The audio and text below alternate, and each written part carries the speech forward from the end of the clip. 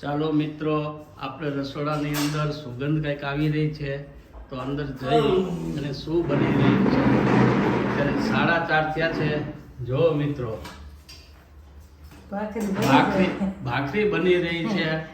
તમે જુઓ છો, આજ વેલી ભાખરી બનાવી છે.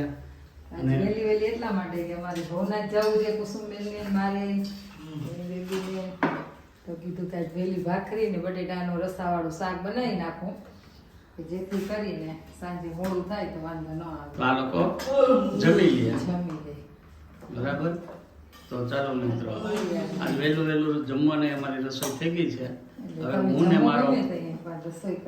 હું ને મારો મોટો પુત્ર બે ઘરે હશું તો વેલા મેં જમી લેશું.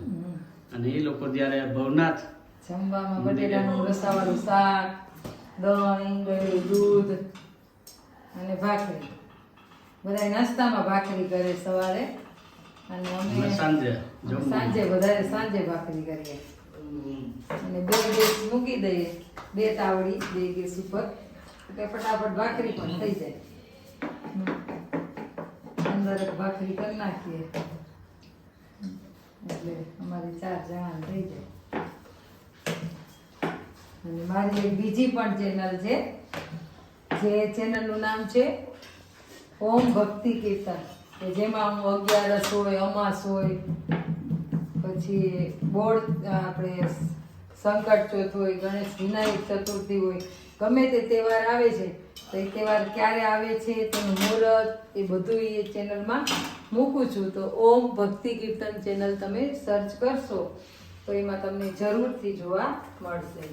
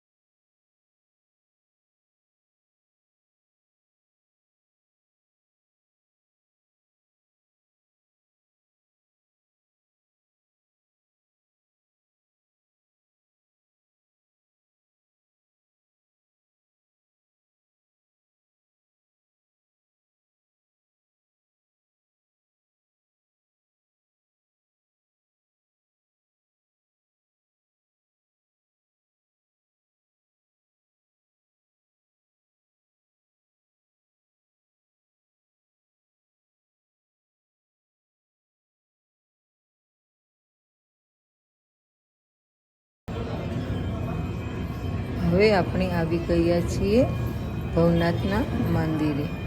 તો આ ભવનાથનું મંદિર છે એ વર્ષો જૂનું મંદિર છે અને ત્યાં શિવરાત્રિનો જ્યારે પણ મેળો ભરાય છે ત્યારે બધા જ સાધુઓ જે ગિરનારમાં છે ક્યારેય બહાર નથી નીકળતા એમ કહેવાય છે. અને એટલા સાધુઓ ભવનાથમાં ક્યાંથી આવી જાય છે કોઈને ખબર પડતી નથી. અને એ સાધુઓ બધા જ આ મૃગીકુંડમાં સ્નાન કરે છે રાતના 12 વાગ્યે. પ્રવેડી નીકળે છે અને શિવરાત્રિનો મેળો 5 દિવસ સુધીનો હોય છે. નોમની ધજા જડે છે અને આ મૃગીકુંડમાં બધા સ્નાન કરી ભવનાથ દાદાના દર્શન કરે છે. અને લોકવાયકા પ્રમાણે એમ પણ કહેવાય છે કે જે ભગવાન આવે છે એમાં સ્નાન કરવા શંકર ભગવાન તો ક્યાં અલોપ થઈ જાય છે એ કોઈને ખબર પણ પડતી નથી. અને બધા જ સાધુઓ સ્નાન કરવા આવે છે.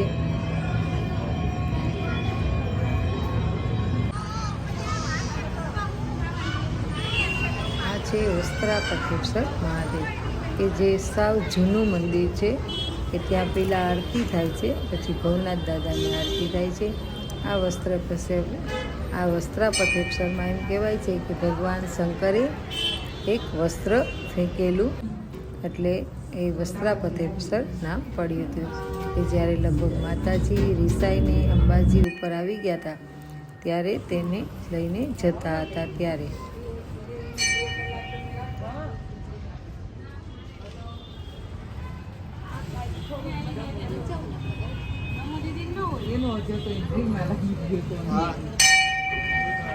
ત્યારબાદ ગયા અમે લંબે હનુમાન તો ત્યાં હનુમાનજી મહારાજના દર્શન કર્યા અને રામ લક્ષ્મણ અને જાનકી મૈયાના દર્શન કર્યા. અને ત્યાં આરતીની તૈયારી થતી હતી એટલે આરતી પૂરી કરી અને ત્યાં પણ દર્શન કર્યા અને પ્રસાદ લીધો. ત્યાંથી અમે